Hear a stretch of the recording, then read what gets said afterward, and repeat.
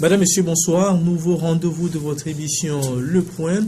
Le Point, votre tribune consacrée aux journalistes et aux analystes politiques pour passer au crible les sujets en fait la une de l'actualité de la semaine. Ce soir, deux sujets vont retenir notre attention. Le tout premier sera sur la situation au Burkina après le putsch perpétré par le régiment de sécurité présidentielle. Et le deuxième sujet sera relatif au report du sommet de l'Union africaine sur la piraterie et le développement.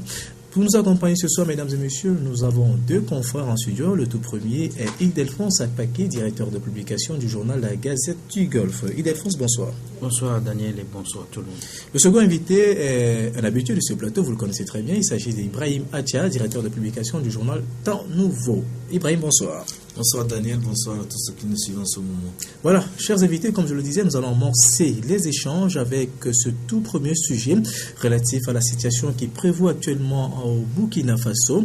Nous avons appris en milieu de semaine ce putsch perpétré par les soldats du régiment de sécurité présidentielle. La situation a évolué. Nous allons suivre ce reportage. Tout juste après, on reviendra avec les confrères ici en plateau pour les analyses.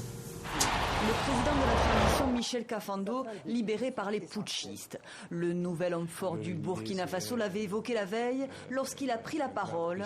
Le général Diendéré, meneur du coup d'état militaire, a également promis des élections rapidement. Bon, à vrai dire, nous n'avons pas encore d'échéance, nous n'avons pas encore discuté de la question, mais nous pensons pouvoir discuter justement de cela avec les acteurs qui sont concernés, notamment les partis politiques. Également les organes de la société civile pour arrêter un calendrier. Pour l'heure, c'est la violence qui a pris le pas sur le dialogue. Un couvre-feu est en vigueur dans le pays depuis jeudi soir. Hier, les putschistes ont attaqué au lance-roquettes le studio de Smoké, fondateur du mouvement Le Ballet Citoyen. Un mouvement à l'origine de l'immense mobilisation populaire ayant conduit l'an passé à la chute du président Blaise Compaoré. Le chef des putschistes est l'un de ses proches. Ces hommes, quelques 1000 soldats du régiment de sécurité présidentielle, quadrillaient hier les rues de Ouagadougou, théâtre de manifestations. On ne peut pas comprendre qu'à un mois des élections, les gens veulent boycotter l'avenir de notre nation. Non, nous n'sommes pas d'accord. Des manifestants qui ont bravé le danger hier encore dans tout le pays au nom du respect de la démocratie. Le 11 octobre prochain devaient se dérouler des élections présidentielles et législatives, mettant fin au gouvernement de transition de Michel Kafando. Les putschistes ont tiré pour disperser la foule. Il y aurait au moins 6 morts et une soixantaine de blessés. Voilà, retour sur ce plateau. Ildefonse Akpaki, nous venons d'assister à cet événement qui choque un peu l'Afrique de manière générale. Mais il n'y a pas lieu de s'étonner de ce que, quelques mois après, que la démocratie soit mise en veilleuse au pays des hommes intègres, puisqu'on est revenu, on est retourné là, on est parti du Burkina Faso pour revenir encore au pays des hommes intègres avec la révolution qui a eu lieu le 31 octobre dernier. Mais ce qui choque un tout petit peu l'entendement humain, c'est que le chef des putschistes, le général Gilbert Diendéré, dans ses premières déclarations, légitimait son putsch en disant que c'est parce que le régiment de sécurité présidentielle, à un moment donné, avait été sommé d'être dissous et que la candidature d'un certain nombre de personnalités proches de l'ancien parti politique qu'a dirigé pendant des années M. Blaise Compaoré, ces candidatures ont été rejetées. Alors il trouve que il y a eu exclusion et que c'est au nom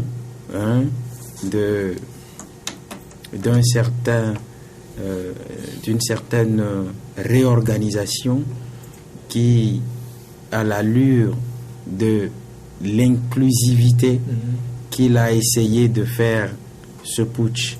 Mais ce qui me dérange un tout petit peu, c'est que le même général Diendéré était encore aux commandes, puisque pendant 27 ans, il a été le chef d'état-major particulier de Blaise Compaoré.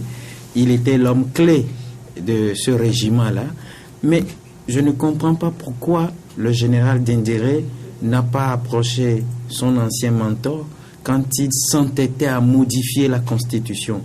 Puisque, en voulant modifier la Constitution, Blaise Compaoré était dans la posture d'écarter certaines candidatures aussi, puisque la loi fondamentale du Burkina Faso ne donnait pas encore un libre cours à Blaise Compaoré de postuler encore. Voyez, Dendéré était encore là, mais Dendéré n'a rien dit à Blaise Compaoré. Il a laissé faire. Mais si aujourd'hui il revient à la charge, organise un putsch, prend en otage le président par intérimaire, le premier ministre, les ministres, et dit que c'est au nom de la réorganisation d'une quelconque élection qui prendra en compte tout le monde qui l'a fait, je crois que il faut se poser beaucoup de questions. Voilà, il faut se poser beaucoup de questions. Ibrahim, ce coup d'État intervient quelques semaines seulement avant la présidentielle qui est prévue pour le 11 novembre prochain. C'est vraiment dramatique. Oui, nous dirons que c'est dramatique parce que à l'allure où vont les choses à Ouagadougou, c'est que la révolution est à l'eau. Et comme vous le savez, le président du CNT disait que c'est la démocratie qui venait de prendre un poignard dans le dos. Et effectivement, puisqu'il y a eu une élection à l'horizon, et avec ce putsch, c'est que ça met tout sens dessus, et il faut revoir tout est à refaire actuellement au Burkina Faso. Je vais parler de la vie politique. Et pourquoi est-on arrivé là? C'est parce que, comme le disait mon confrère Ildefonse, le régiment de la sécurité présidentielle s'est senti à un moment donné frustré parce qu'on voudrait dissoudre ce régiment et la transition aussi ne voudrait pas composer avec ce régiment.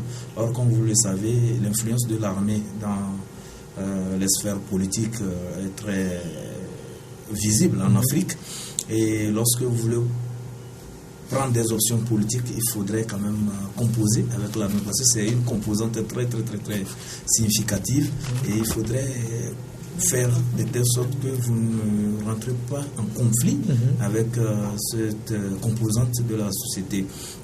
Mais le fait de vouloir dissoudre cette composante et surtout le fait d'avoir refusé la candidature de Djibril Bassolé, qui est un général de l'armée, vous voyez que ça a créé des frustrations. Et ce qu'il faut rappeler aussi, c'est que... Mais c'était peut-être important parce qu'il fallait vraiment repartir à zéro. Effectivement, mais il faut aussi comprendre aussi un aspect. L'aspect, c'est ce que je voulais faire ressortir, c'est que pour que Blaise Compaoré parte, il a fallu le soutien de l'armée. C'est parce que l'armée a lâché Blaise Compaoré que la révolution a pu aboutir. Sinon, les populations qui étaient sorties le 31 octobre, octobre 2014, je ne pense pas que avec leur détermination, leur fougue, leur parole dans les rues et au menu, ils pouvaient faire partir Blaise Compaoré. Si l'armée n'avait pas lâché Blaise Compaoré. Donc c'est pour cela qu'il faut comprendre que lorsqu'on est revenu, qu'on a pu chasser Blaise Compaoré, tout ce qui restait, la composante de l'armée devait être plutôt entretenu ou bien géré avec beaucoup plus de tact et de susceptibilité. Mais quand on les écarte, ça les frustre et ils se disent que c'est eux qui ont la puissance de feu entre les mains. C'est ce qui s'est passé. Donc il y avait déjà la frustration de la garde présidentielle, ajoutée encore avec la mise out de Djibril Bassolé, qui est un bras droit, c'est-à-dire un bras de fer de l'armée burkinabé et du général Dendéré. C'est que les deux composantes, là, la conjonction de ces deux facteurs devait entraîner ce à quoi nous assistons actuellement au niveau du Burkina Faso. Voilà, Ildefonse Apaki. Oui, je partage le raisonnement de Ibrahim, mais seulement ce que je voulais ajouter, c'est que ce régiment qui, à un moment donné, a opéré aux côtés de Blaise Compaoré, ce régiment, après la Révolution, avait en son sein des gens qui n'étaient plus en odeur de sainteté avec les nouvelles autorités. Voilà. Alors, rendez-vous compte qu'à un moment donné, le Premier ministre, qui était la deuxième personnalité de ce régiment même, puisque la première personnalité, c'est le général Gilbert Dendéré, et puis la deuxième, c'est Isaac Zida. Zida, à un moment donné, avait voulu qu'on dissolve le régiment voilà. et qu'on essaie d'éparpiller dans les autres unités ces éléments-là. Mais cela n'avait pas reçu un écho favorable de la part de ceux qui composaient. Mais moi, ce que j'ai remarqué, c'est qu'au fil des mois, ce régiment-là s'est comporté comme une milice. Son intrusion dans le jeu politique a fait que les choses ont été beaucoup plus corsées. Alors, quand on se rend compte que le rôle régalien de toute armée au monde, c'est la protection de l'intégrité territoriale et que le RSP s'il y a balle réelle sur ces populations. Mais on ne comprend pas.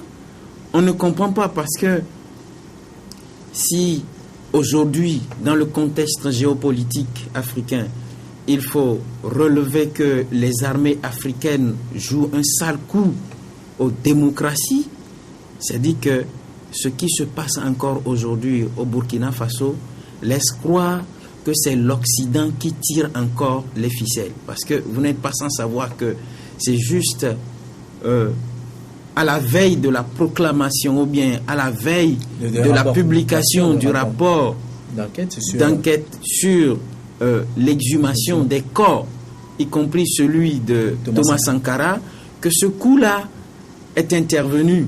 Alors que, selon certaines indiscrétions, on cite dans ce rapport le nom d'un certain Gilbert Dendéré.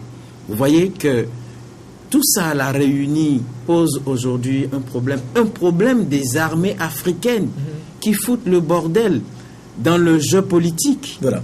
Et puis, ce qu'il y a lieu de signaler également, c'est que tout cela se fait avec la bénédiction de l'Occident, puisque tous les coups d'État qui ont été perpétrés, organisés et perpétrés sur le continent africain, ont toujours eu l'aval et la bénédiction de l'Occident.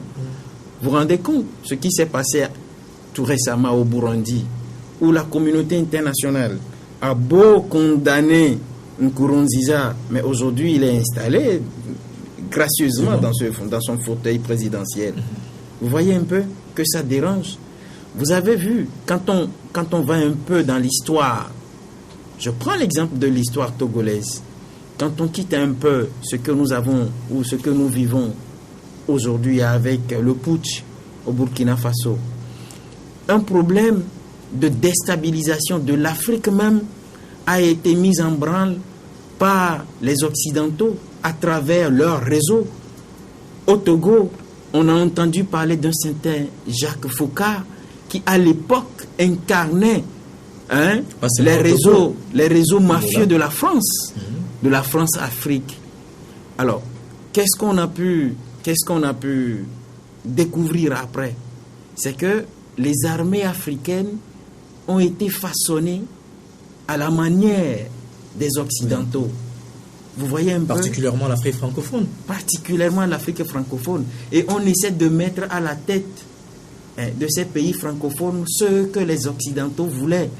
Et avec la bénédiction des névices de l'armée, et quand la tête d'un président ne plaît pas à l'Occident, l'Occident passe par ces névis-là pour enlever ces gens de personnalité. Voilà. Et Ibrahim, en tant que journaliste, est-ce que vous voyez peut-être un lien entre Blaise Compaoré et le général Diendéré aujourd'hui? Je dirais pas forcément, puisque c'est une question aussi d'intérêt. En politique, il faut protéger ses intérêts. Donc, le général Diendéré qui a voulu faire aussi son entrée en politique et qui a été écarté, je me dis que, vu aussi qu'il avait aussi des cartes à jouer au niveau de l'armée, je me dis que non, mais si nous avons cette force de feu et que les policiers vont venir faire tout chambouler et ne pas permettre à ce que nous aussi nous arrivions sur la scène politique, mais autant faire usage de cette force, cette puissance de feu et pouvoir être au devant. Aujourd'hui, là au devant, c'est lui l'homme fort de Ouagadougou actuellement, c'est lui qui décide tout. La rencontre avec les chefs d'État qui vont arriver, c'est avec lui. Donc il est au devant, il a réussi quand même à être au devant de la scène politique au Burkina Faso. Mais ce qu'il faut vraiment faire ressortir, c'est au niveau des armées africaines, comme le disait mon confrère Idelphonse, il faut quand même savoir traiter et surtout quand on est un politicien, savoir que la politique aussi c'est une question de rapport de force. Et quand vous n'avez pas les moyens de votre politique, je parle en termes de logistique pour pouvoir imposer son veto, bien pour pouvoir imposer certaines décisions dans le pays, il faudrait aussi faire attention. Voilà, faire attention et surtout composer avec ceux qui sont en face de vous. Nous ne disons pas que le rôle de l'armée c'est mettre les pieds dans les plats à chaque fois que les choses évoluent, c'est pas ce que nous voulons dire, mais nous disons aussi que les politiciens aussi doivent savoir que quand vous êtes dans une transition et surtout dans une période beaucoup plus sensible, il ne faut pas heurter les sensibilités des militaires, parce que c'est des gens qui jouent beaucoup sur leur honneur, c'est des gens qui n'aiment pas qu'on les défie, et quand ils sentent une certaine défiance de leur part, ils se disent que mais nos armes nous servent à quoi? Est-ce que par exemple le Burkina appartient aux militaires? Ça n'appartient pas aux militaires, mais il faut Quel est le rôle du militaire? Oui, il faut savoir aussi que les militaires sont des citoyens, voilà, et que la gestion du pays aussi et chacun a sa partition à jouer par exemple dans la diligence. Ils ont le rôle de la défense de l'intégrité et aussi le rôle de la prévision. Ils ont aussi le rôle de la prévision. C'est-à-dire que à l'allure où les exclusions allaient, à l'allure où les frustrations montaient au Burkina Faso, les militaires savaient que tôt ou tard, ça allait déboucher sur des crises et que s'ils ne prenaient pas très vite la situation en main, ça allait vraiment Est-ce qu'on pouvait parler de crise actuellement parce qu'on savait que tout a été... Ils ont remis les compteurs à zéro, il fallait quand même repartir avec... Non, c'était un calme apparent, puisque moi je ne suis plus allé au Burkina, mon confrère Ildefonse est allé, mais il a pu tacter, en tout cas il a pu apprécier la situation réelle au Burkina Faso. Il savait qu'il y avait des récriminations. Les gens de Blaise n'ont pas encore dit leur dernier mot, et même ceux qui disent qu'ils ont fait la transition, ils ont réussi la révolution, ils jubilaient mais redoutaient les amis de Blaise Compaoré et tout ce bon monde là qui a vu plutôt un seul jour leur privilège s'évaporer comme ça. Voilà, et Ildefonse, vous avez effectué un voyage, comme il le disait tantôt, à Ouaga, au lendemain des insurrections. Vous avez un peu pu sentir la situation qui prévalait. Parlez-nous un peu de ce qu'il a dit. Nous étions beaucoup plus dans la fièvre de la révolution. La révolution, effectivement. Nous avons pu rencontrer les têtes de pont, ceux qui ont travaillé pour qu'on mette aujourd'hui Blaise Compaoré dans la poubelle de l'histoire. Nous les avons rencontrés, nous avons échangé, nous avons compris. Et aujourd'hui, il faut dire que les choses ont évolué, il faut dire que les hommes ont évolué, il faut dire que la situation qui prévaut actuellement au Burkina Faso, moi, je ne suis pas surpris d'entendre aujourd'hui qu'un certain Gilbert Diendéré ait pris la tête d'un putsch, puisque ce que j'ai dit tout à l'heure concernant l'entêtement de Blaise Compaoré, mais Diendéré était là quand Compaoré a voulu tripatouiller la constitution du Burkina Faso pour prendre part encore Mais il ne pouvait rien dire parce que voilà, le rapport de force faisait que Blaise Compaoré avait quand même les manettes. C'est pourquoi je dis aujourd'hui qu'il ne faut pas dire que c'est l'armée qui a fait le coup d'État aux autorités intermédiaires. Alors, à qui la faute? Non, mais qui est à l'origine de ce coup d'État? Non, mais aujourd'hui, ne parlons pas du RSP en termes d'armée, mais en termes de milice. Voilà. Oui, en termes de milice. Je m'explique. Il va y aller, voilà. Je m'explique. Vous avez un État qui est régi par des lois. Vous avez un État qui est dirigé par des gens qu'on a essayé de coopter consensuellement.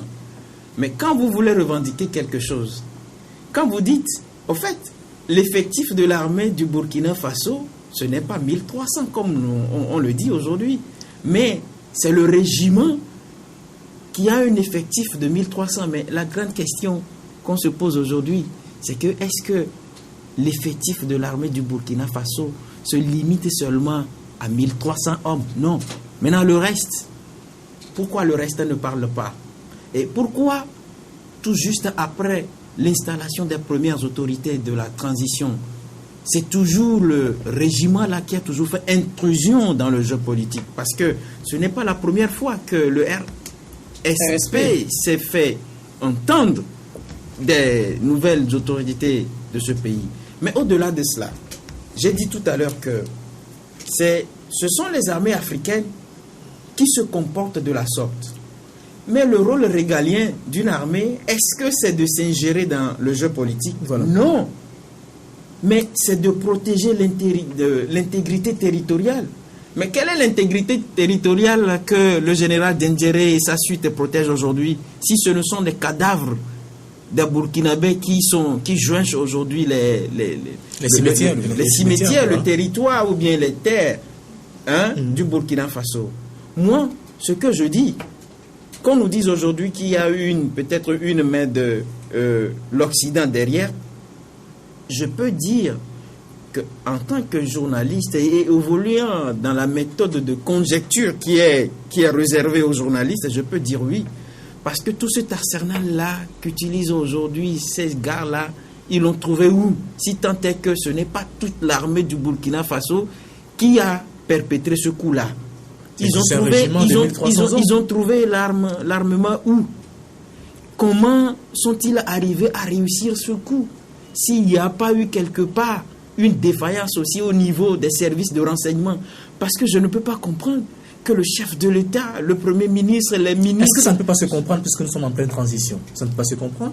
Je crois que avec l'évolution de ce qui a commencé la dernière fois, je peux comprendre que et le président de la République, pas intérimaire, et son Premier ministre et tout le gouvernement n'ont pas en main l'État. Voilà. Et que c'est Dendéré, puisque ce monsieur, c'est lui qui a bâti ce régime, voilà. ce régiment-là, avec l'appui de Blaise Compaoré. Il est demeuré son homme de main. Et aujourd'hui, ce que je ne comprends pas, Zida, qui a été la deuxième personnalité de ce régiment-là, et qui a demandé, parce que Zida, lui, il a vu le mal venir depuis. Il a demandé qu'on essaie de dissoudre ce régiment-là, les éparpiller. Mais ça n'a pas été le cas. Revenons maintenant aux armées africaines. Qui sont bâties sur une volonté de l'Occident. Parce qu'aujourd'hui, nos armées africaines sont formées par des instructeurs occidentaux. Ces coopérants que nous avons et qui défendent la cause occidentale. Mais c'est ça, il faut relever cela. Mais la nouveauté aujourd'hui, c'est qu'on a pu dépasser les armées et on a mis en branle les assemblées nationales, puisque c'est l'Assemblée nationale qu'on met maintenant au devant, qui essaie de tripatouiller, de modifier les lois qui sont là. Et l'armée vient maintenant en appoint. Il n'est pas bête. Il dit qu'il a dissous. Il a dissous le Conseil de la transition. Il a essayé de démettre le président de la République et tout le gouvernement. Donc avec quel pouvoir? Vous voyez, il y a un problème et il faut revoir les armées. Ibrahim, réaction rapidement. Non, mais tout ce qu'il a dit, je pense que c'est ce que nous disions depuis longtemps, et l'influence de l'armée et l'apport de l'armée dans le jeu politique dans les pays africains. Mais pour le cas du Burkina Faso, quand nous parlons du RSCP, ce n'est pas ce régiment. C'est vrai que le coup a été perpétré par ce régiment, mais au-delà de tout, il faut voir toute l'armée burkinabé, parce que ce n'est pas le seul régiment ou bien le seul corps d'élite au Burkina. Il y a le camp de Pau qui est là, et c'est aussi un régiment d'élite. Mais pourquoi il n'y a pas eu un assaut donné par la garnison de Pau? Pourquoi il n'y a pas eu une riposte vigoureuse des blindés qui sont non loin de ce régiment de la garde présidentielle à Ouagadougou?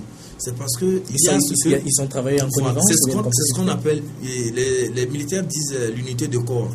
C'est des gens qui se comprennent, les gens qui ne sont jamais en conflit direct entre eux. Ils ont compris que les politiciens à un moment donné ont failli, et donc comme l'armée dans son rôle, puisqu'ils ont aussi leur honneur à défendre, ils ont mis un terme à la transition, qu'ils jugent peut-être en train de prendre des dérives, et entre eux, ils s'entendent, et il n'y a pas eu de repos. Les autres garnisons se sont fermées, ils se sont renfermés sur eux-mêmes, ils ont laissé faire. Ils sont solidaires avec le régiment de la sécurité présidentielle. Donc sur ce plan, vu sur ce plan, on devait comprendre en même temps que quand vous êtes dans une phase de transition, il ne faut pas mettre de côté certaines personnalités. Quand vous les mettez à côté, parce qu'on n'a pas tout le pouvoir. Des gens qui ont eu à gérer l'appareil de l'État depuis plusieurs longtemps, des gens qui ont fait plus de 27 ans avec Blaise Compaoré, et du jour au lendemain, vous les mettez à l'écart, c'est que ça crée des frustrations. Et ces gens-là, ils ont la puissance économique, ils ont une même mise sur l'armée, ils ont une même mise mais même sur il faut savoir à un certain moment partir. Oui. Comment faire partir les gens, hein? Vous composez avec eux, vous composez avec eux, et avec tact, vous les faites partir. Mais ils étaient aux affaires. Par exemple, au niveau de l'armée, voilà. Moi, à mon avis, si j'étais quand même les nouvelles autorités de la transition, il fallait plutôt procéder vous parlez de Zida et de Kafando. De Zida, de Kafando. Il fallait plutôt procéder à un changement à la tête du commandement de ce régiment que de vouloir dissoudre ce régiment. Il fallait plutôt remplacer les chefs-corps, remplacer les chefs d'unité et tout ça là, amener de nouvelles personnes et faire de telle sorte que ce régiment ne se sente pas victime du départ de Blaise Compaoré. C'est parce que ce régiment se sent maintenant victime du départ de Blaise Compaoré, on l'assimile même à une armée propre à Blaise Compaoré, qui fait que ils ont réagi de cette sorte. Oui. Et de deux, voilà, rapidement, voilà. L'autre aspect que je voulais faire ressortir, c'est que ce régiment, bien sûr, c'est un régiment qui protégeait Blaise Compaoré, mais c'est l'institution incarnée par Blaise Compaoré que ce régiment sécurisait. Ce n'est pas Blaise Compaoré, la personne de Blaise Compaoré. C'est pour cela que je disais, mais M. Delfort ne va pas me contredire. Il y a eu des situations pareilles dans ce pays. Vous vous rappelez, un matin, le Haut Conseil de la République avait procédé à la dissolution du RPT. Et la réaction a été vigoureuse parce qu'à l'époque, le RPT était encore là. Les barons du RPT maîtrisaient l'armée, les barons du RPT maîtrisaient l'appareil de l'État, quoi qu'on dise. Mais vous avez vu ce qui s'est passé avec nos hauts conseillers de la République qui ont été humiliés au palais de Congrès. Mais voilà, c'est là où des situations. Voilà. Quand vous êtes dans une phase de transition, il faut savoir comment aller, comment manœuvrer amadouer les autres voilà. pour ne pas créer des frustrations. Voilà. Mais Ibrahim, ce que je ne comprends pas dans cette histoire, quand vous nous dites que les lois fondamentales de tous ces États africains font de ces armées-là une armée républicaine, c'est-à-dire qui doit avoir une attitude républicaine, qui doit à la limite être neutre et ne pas prendre parti pour X ou Y. Je ne peux pas comprendre que quand nous prenons le cas du Burkina Faso, ces nouvelles autorités qui ont été cooptées, c'est sur la base d'un consensus. On ne peut pas me dire aujourd'hui que Kafando, Zida et tout le gouvernement là ont été mis sur pied sans que l'armée du Burkina Faso ou bien les têtes de pont n'ont pas été concertées. Vous allez consulter et concerter ce qui a donné cela. Mais j'ai relevé quelque chose de très important tout à l'heure. J'ai dit, mais je ne comprends pas pourquoi c'est à la veille de la publication du rapport. Et dans ce rapport, les indiscrétions font état de ce que l'instigateur même de l'assassinat de Thomas Sankara se trouverait être un certain Gilbert Dendéré. Vous comprenez? Maintenant, au niveau même de l'appareil étatique de ces États africains, vous avez donné tout à l'heure deux exemples qui, à mon avis, sont des exemples malheureux parce que c'est des événements malheureux que je ne voudrais plus revivre dans notre pays. Parce que dans notre pays, le Togo, le rôle que l'armée joue depuis 1963, où cette armée-là s'est illustrée comme étant une armée qui donne procuration à qui veut diriger le Togo. Mais si vous ne le faites pas, c'est bonjour les dégâts. Vous avez cité tout à l'heure la dissolution du RPT. La dissolution du RPT devait être un truc que tout le monde devait accepter parce que c'était un parti-État.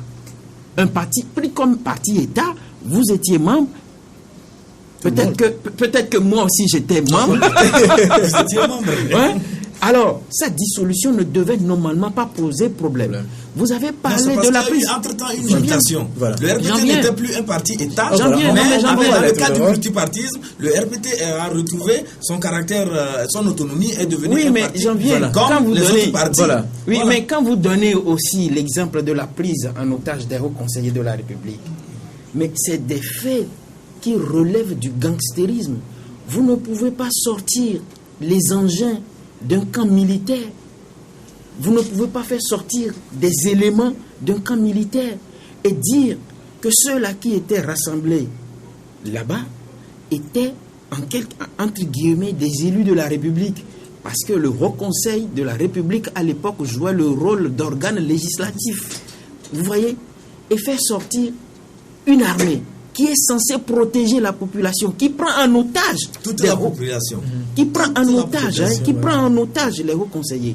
C'est là où je dis que il se pose un problème des armées africaines. Voilà. Et chez nous, la particularité, il faut le dire, depuis 1963, où il y a eu l'assassinat du premier président démocratiquement élu, le pouvoir politique, pour celui-là qui veut l'exercer, est donné composé avec l'armée. Automatiquement. On a comme l'impression que c'est cette armée-là qui détient le pouvoir. Et aujourd'hui, dans le cas actuel, c'est comme si cette armée-là protège ces autorités qui sont venues au pouvoir par la force. J'en ai pour preuve.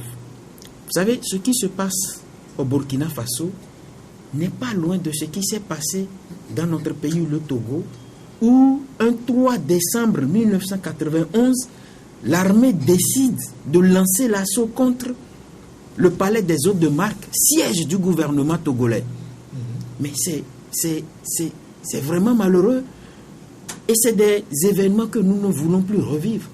Comment ce Premier ministre, à l'époque, jouissant de toutes les prérogatives que lui a conféré la Constitution d'octobre 1992, qui s'avère être le chef suprême des armées, puisque à l'époque, le général Yadema était là, mais n'avait plus ces prérogatives-là.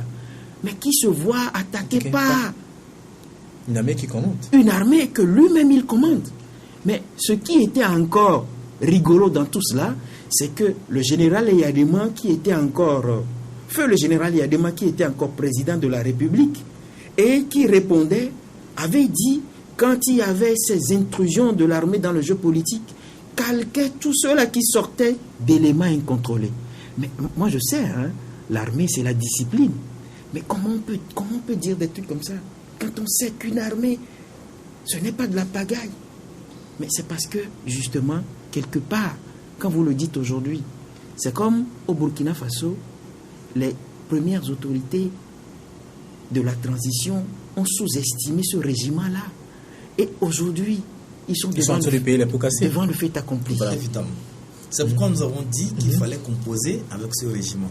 Parce que quand vous prenez la garde présidentielle, que dans n'importe quel pays, c'est l'unité la plus cotée en arsenal militaire. Les armes les plus sophistiquées se retrouvent au niveau de ce régiment. Les tireurs d'élite, c'est là-bas on les retrouve.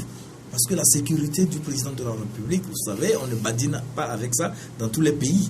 Et donc quand Ildefonse disait que les Ida voyaient venir le mal de très loin, il savait que cette situation allait arriver, mais il lui revenait de composer avec cette armée. Voilà. Parce que quoi qu'on dise, l'armée a sa place dans la gestion de l'État. Voilà. Elle a sa place, et surtout sous les tropiques en Afrique, l'armée dicte sa loi. Et quand vous êtes un politicien, vous le savez, intégrez cela dans votre plan de gestion. Voilà. Oui, mais ce qu'il faut ajouter, et je reviens toujours sur l'Occident, je dis, les instructeurs, les formateurs de nos armées africaines, surtout francophones, sont venus de l'Occident. Et c'est l'Occident qui façonne les armées africaines à leur manière. On met à la tête des États africains, surtout francophones, ce que l'Occident veut, ce que les Occidentaux veulent. Et quand vous êtes un chef d'État clairvoyant, comme cela a été le cas avec Feu Sylvanus Olympio, et que vous n'arrivez pas à sauvegarder les intérêts de cette puissance-là, mais c'est bonjour les dégâts, parce que Sylvanus Olympio, lui, il s'alliait beaucoup plus aux anglo-saxons, ce que la France n'a pas du tout digéré, et ce qui devait arriver arriva. Les réseaux de Jacques Foccart se sont mis en branle, et puis c'est l'assassinat. Mais là où c'est encore grave, c'est que on ne peut pas comprendre que le domicile de l'ancien président qui était contigu à l'ambassade des États-Unis, et que l'ambassadeur de France à l'époque, M. Mazoyer, appelle son hôte, son homologue américain Poulada pour lui dire: mais j'ai entendu les coups de feu au domicile du président de la République, on le cherche, on ne le voit pas. Mais l'autre a dit: mais je vais vérifier. Il va vérifier. Il trouve Sylvanus Olympio dans un véhicule agarré. Il dit: mais monsieur le président, mais restez là. Il va téléphoner à l'autre pour lui dire: effectivement, il est là. Mais comment c'est fait que ces demi-soldes qui ont été démobilisés de l'armée togolaise ont pu retrouver Sylvanus Olympio? Ils sont rentrés en violation du territoire américain pour prendre extirper le président, et qu'ils ont assassiné après. Mais jusqu'aujourd'hui, ni les Américains ni les Français n'ont rien dit sur ça. C'est pourquoi je dis, mais tout ça se fait parce que les Occidentaux ont façonné à leur manière les armées africaines. Et aujourd'hui, bizarrement, c'est les assemblées nationales qui sont les béquilles, qui patrouillent, qui triturent, qui modifient les lois. Voilà. Et il y a du Dernière réaction sur ce sujet, Ibrahim? Non, là, il n'y a pas de réaction. Oui, voilà. C'est une scène désolante quand même, ce qui s'est passé au Burkina Faso avec ce putsch. Nous sommes des journalistes, vous savez que nous sommes des défenseurs de la démocratie et des libertés. Donc nous ne pouvons pas cautionner ce qui s'est passé là-bas. Mais nous disons quand même aux politiciens de savoir travailler avec l'armée. L'armée ne devait pas être vue comme une composante qu'il faut quand même à qui il faut d'amener le pion dans le pays, mais il faut composer avec elle, parce que au sein de cette armée, il y a des gens de valeur, des gens très intelligents, des gens bien instruits. Quand vous composez avec eux, vous voyez que c'est des gens avec qui vous pouvez travailler pour la gestion de la cité. La preuve, dans certains pays, vous voyez des soldats être des militaires à la tête des sociétés d'État, voilà. Des militaires au niveau même des institutions sportives, des institutions même culturelles. Donc ça voudrait dire que avant tout, avant d'être militaire, c'est des gens de la société, c'est des citoyens normaux. Donc, quand il arrive même situation politique, il faut savoir que vous avez aussi des compatriotes sur qui vous pouvez compter. Mais quand vous les excluez, vous les mettez à l'écart, c'est comme si eux, ils n'étaient pas considérés comme des citoyens. C'est comme si c'était des citoyens à part entière. Et c'est ce genre de situation qui amène des frustrations. Et comme en politique, c'est une question de rapport de force. Ceux qui ont la force dominent, ceux qui n'ont pas la force. Voilà. Je vais proposer, chers invités, d'aborder le deuxième sujet que nous avons retenu pour cette semaine. Il s'agit du report du sommet sur la sécurité maritime et le développement en Afrique. Le Togo devrait accueillir ce sommet du 2 au 7 novembre prochain, mais malheureusement, les choses ne sont pas passées comme prévu. C'est une situation qu'on regrette tous au Togo, à Île-de-France Aboaki. C'est vous qui regrettez, mais moi je ne regrette pas, parce que on a vu le mal venir depuis. On a mis tout le temps et tout ce que le Togo avait comme réserve en argent pour foutre le bordel. Moi, je ne regrette pas. Mais ce que j'ai pu retenir de cette décision, c'est que les autorités togolaises ont montré leurs limites, parce que il y a 3 mois, elles pouvaient nous dire que ce sommet-là ne pouvait pas tenir. Mais il y a juste une semaine, c'est le Premier ministre qui jouait à son one-man show devant les... Avec le président de l'Assemblée nationale. Et oui, on les avait vus tous ça là. Il disait tout est fait prêt pour que le sommet ait lieu. Mais moi, je ne comprends pas. En plus de cela, le chef de l'État lui-même, il s'est déplacé dans certains pays pour aller parler, inviter, officiellement invité. Demander à ses pairs de venir, tout en sachant. Mais s'il ne le sait pas, c'est grave, parce que lui, il a tout ce qu'il faut pour se renseigner sur le travail qui se faisait. Mais si aujourd'hui on se rend compte que c'est le ministre des Affaires étrangères que tout le monde cite comme étant celui qui a mis le pied dans les plats, et qu'on doit aujourd'hui comme étant... Et le chef de l'État, lui aussi, il a sa part de responsabilité dans tout ce qui s'est passé. Voilà. Et Ibrahim ? Non, moi je dirais que c'est une décision sage de la part des autorités togolaises, en tout cas de reconnaître qu'elles n'étaient pas prêtes quand même pour ce sommet. Est-ce qu'on ne pouvait pas reconnaître ça un peu plus tôt? On pouvait le faire, mais si on avait fait une réelle évaluation de la situation. Voilà. On me dit qu'à des niveaux, il y a eu des défaillances, parce que certains n'ont pas fait l'évaluation qu'il fallait faire, voilà. Ou carrément parce que certains comptaient tirer des avantages pécuniaires par rapport à cette rencontre. Ils ont laissé croire que les choses allaient, les choses pouvaient se tenir dans le temps, et au même moment ils faisaient leur business dans les coulisses. Donc il faut voir aussi cet aspect. Mais nous disons que ça a été une décision sage, parce que vous savez, en Afrique on nous dit souvent que vaut mieux la petite ronde que la grande, parce que si on s'entêtait à organiser coûte que coûte cette rencontre, ça devait être un fiasco, ça devait être une honte nationale, parce que tout ce beau monde qui allait arriver allait découvrir les dysfonctionnements, les errements, la navigation à vue dans la gestion des choses dans notre pays. Et je pense que cette décision prise en Conseil des ministres, bon, peut-être avant même que le Conseil ne se tienne, il a fallu quand même que le chef de l'État prenne ce courage de dire que le Togo n'est pas encore prêt. Nous allons bien préparer cette rencontre et ça peut se tenir l'année prochaine ou bien en 2017. Je pense qu'on prendra le temps nécessaire pour préparer cela, et c'est à ce niveau qu'il faut saluer quand même la clairvoyance du chef de l'État, M. Faure Gnassingbé, qui a compris que à l'allure où vont les choses, le Togo ne pourra pas relever ce défi. Voilà. Parce qu'on avait aussi, il y a un autre aspect, mis la barre aussi très haute, il faut le reconnaître, parce qu'accueillir 5000 participants au Togo, ce n'était pas évident quand même, il faudrait quand même qu'on soit réaliste. Les enjeux, et par rapport aussi à la thématique, il fallait aussi revoir à la baisse nos prétentions. Parce que aller jusqu'à parler de la rédaction d'une charte africaine qu'on allait soumettre nos côtes, c'est à peine 50 km, et nous arrivons à maîtriser nos côtes. Par rapport au Nigeria qui a plus de 150 à 200 km de côte, par rapport à la Côte d'Ivoire qui a au-delà de 300 km de côte. Donc je pense que le Togo, notre côte n'est pas aussi grande, c'est pourquoi nous arrivons aussi à maîtriser. Il faut saluer aussi la bravoure de notre marine, de notre marine. Voilà. Marine quel intérêt le Togo avait à organiser un tel sommet? Oui, le Togo avait intérêt, parce que si je prends sur le plan repositionnement dans le concert des nations, le Togo devait quand même s'affirmer, parce que nous avons un port, disons, profond, les côtes les plus sécurisées au monde, ça il faut le reconnaître. Le port togolais est un port de prédilection. Les armateurs préfèrent venir mouiller dans les eaux territoriales togolaises, le temps de trouver une bonne couverture, une bonne sécurité avant d'aller. Et c'était pas une manière peut-être pour nous d'attirer plus le pirate vers nous? Non, pourquoi je le dis? Non, parce que la marine togolaise est une marine aguerrie.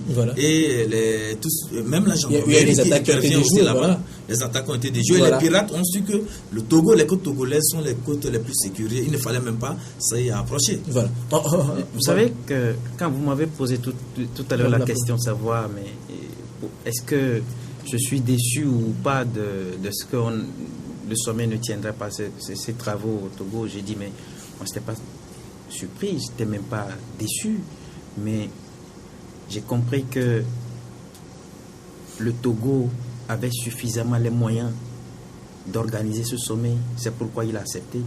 Parce que ce sommet, dites-vous, a été proposé à l'Afrique du Sud, qui a dit, je n'ai pas les moyens. Ils se sont retournés vers le Sénégalais. Le Sénégal dit qu'il n'a pas les moyens.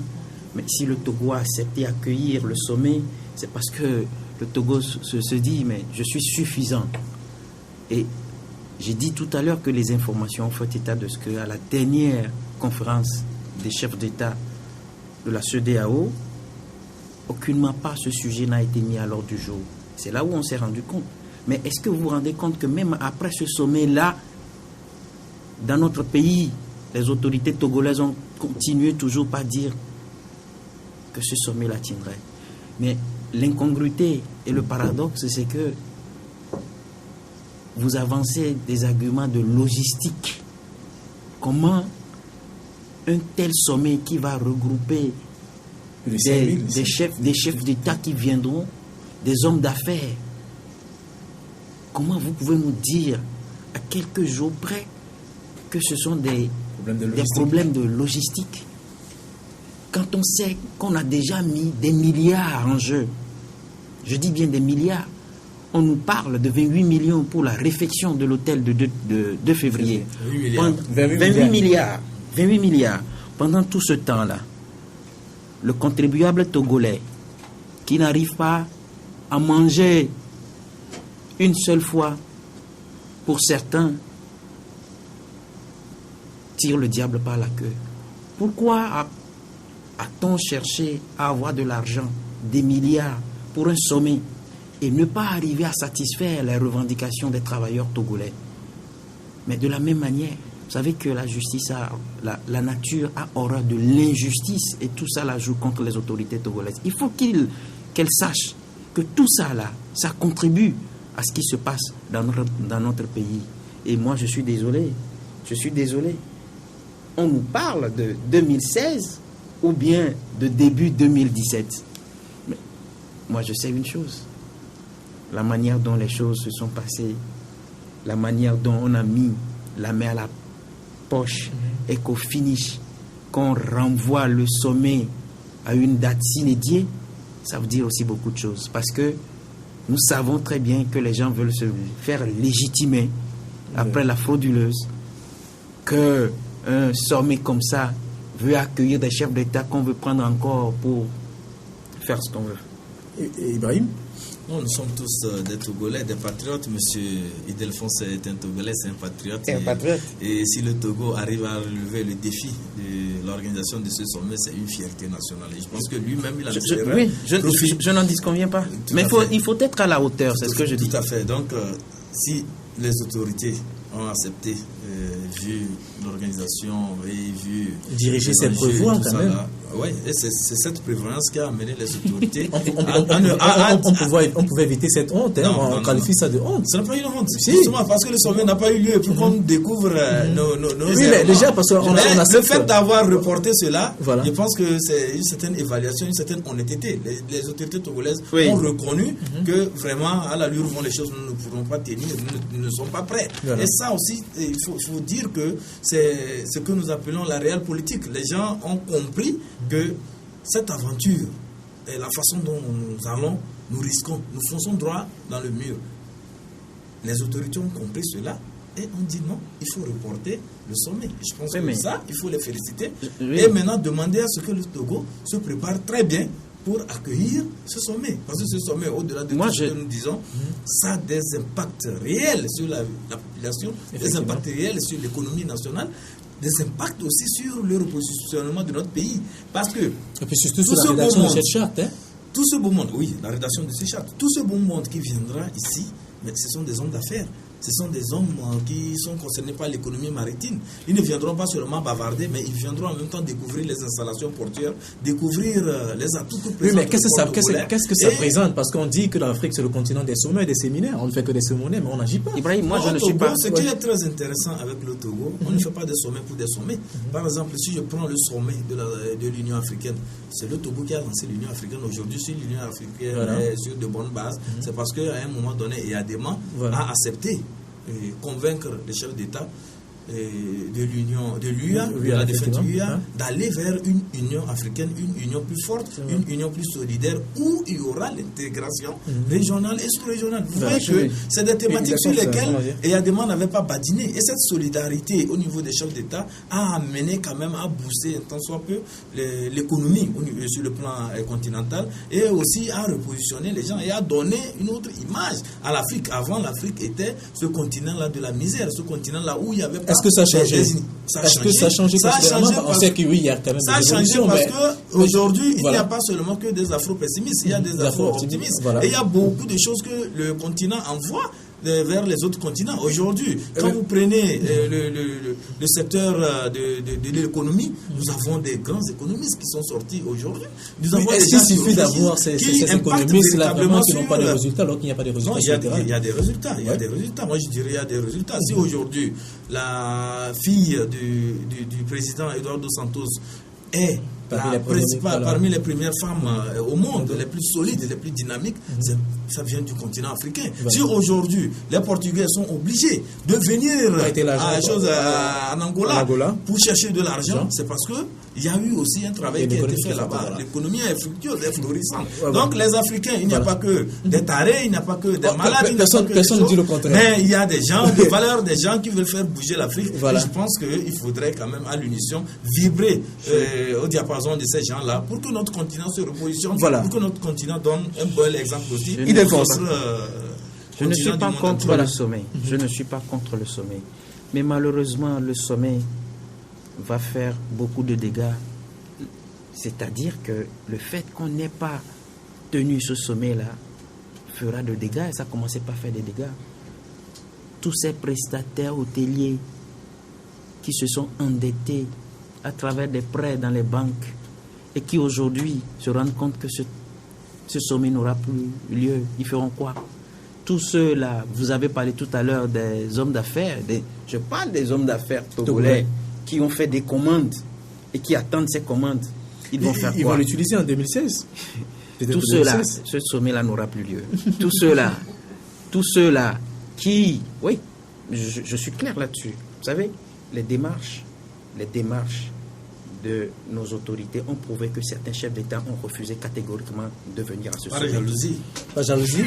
Par jalousie. Oui, par jalousie. C'est ce que je dis. Par jalousie, parce que ce sommet-là même était torpillé par certaines puissances navales. Certains qui se croient que certains pays qui se disent que c'est, quand on parle de la puissance navale, quand on parle de la sécurité maritime, normalement c'est eux qui devaient parler de cela. Et ils ont commencé par torpiller, par nous jeter des pots de bananes. Heureusement que les autorités togolaises ont été vigilantes et on commençait par faire un travail de lobbying. Mais ça fait que ça a pris la mayonnaise.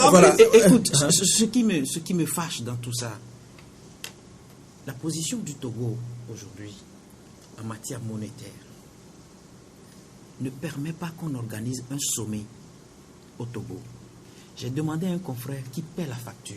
Mais c'est un sommet de l'Union africaine, il faut rectifier ça. Qui paie la facture? L'Union africaine, c'est une contribution. C'est pas vrai. Il y a des pays, vous ne pouvez pas organiser. Qui veulent aussi mettre la main à la pâte. On a annoncé la Chine qui voulait nous aider. Il y a le Japon qui voulait nous aider. Il y a la Corée du Nord qui voulait nous aider. Donc, vous comprenez que la facture n'allait pas être très salée pour le Togo. On va permettre. Non, mais je vais terminer. Si vous serez aidé par des gens, je serai très malheureux de constater que le pays dans lequel ce sommet sera organisé est un pays dont les populations, je veux parler même des travailleurs, tirent le diable par la queue. Toutes ces revendications de ces travailleurs-là qui triment et qui n'ont pas en retour ce qu'ils doivent avoir. Mais ces revendications-là n'ont pas été satisfaites. Et pendant tout ce temps-là, vous voulez organiser un sommet à coups de milliards. Vous voulez me dire que l'argent qui est sorti et qui fait aujourd'hui que ce sommet a été reporté ad viternam, ça n'aura plus lieu. Vous allez me dire que tous ces milliards-là ne peuvent pas servir à satisfaire ceux-là qui tirent aujourd'hui, le contribuable togolais qui tire le diable par la queue. Mais c'est la grande question. C'est vrai que ce sommet-là apportera quelque chose. Est-ce que ça nous apportera encore quelque chose? Non, mon confrère Delphonse donne le sentiment comme si les milliards là se sont évaporés. Non. La réflexion vous avez parlé tout à l'heure des missions que des gens ont faites. Voilà. Ils ont sorti de l'argent. Qu'est-ce que ces missions-là ont donné aujourd'hui? Lorsque le moment viendra de tenir cette conférence, je pense que cette mission, on ne fera plus ces mêmes missions. Alors, on va aller vers d'autres. Mais la réflexion de l'État du 2 février, mais c'est bien. Oui, même s'il n'y a pas de sommet, c'est qu'on aura quand même je suis d'accord. Les routes qu'on est en train de bitumer, c'est qu'on aura les routes dans notre pays. Mais qui ne sont pas bien faites. Qu'on attende le sommet ou pas, c'est que c'est bien, on aura des routes dans notre pays. Et les investisseurs. Mais si vous me dites que les opérateurs hôteliers ont fait des prêts pour pouvoir mettre en norme leur structure hôtelière ou bien leur structure d'accueil, mais c'est une très bonne chose. Il fallait quand même investir. Parce que, je n'en discuterai pas. C'est une fierté aussi parce que en matière touristique, notre pays a maintenant une stratégie. C'est une stratégie. C'est pas une stratégie. Moi, je n'en discute pas. Voilà, merci à vous d'être passé sur ce plateau. Je rappelle que nous étions avec Delphonse Apaki, directeur de publication du journal La Gazette du Golfe. Merci d'être passé sur ce plateau. Merci également à vous, Ibrahim Acha, directeur de publication du journal Le Temps Nouveau. Merci à vous à la maison de nous avoir suivis. On se retrouve la semaine prochaine, même heure, même chaîne, pour un tout nouveau numéro de votre émission Le Point. Au revoir.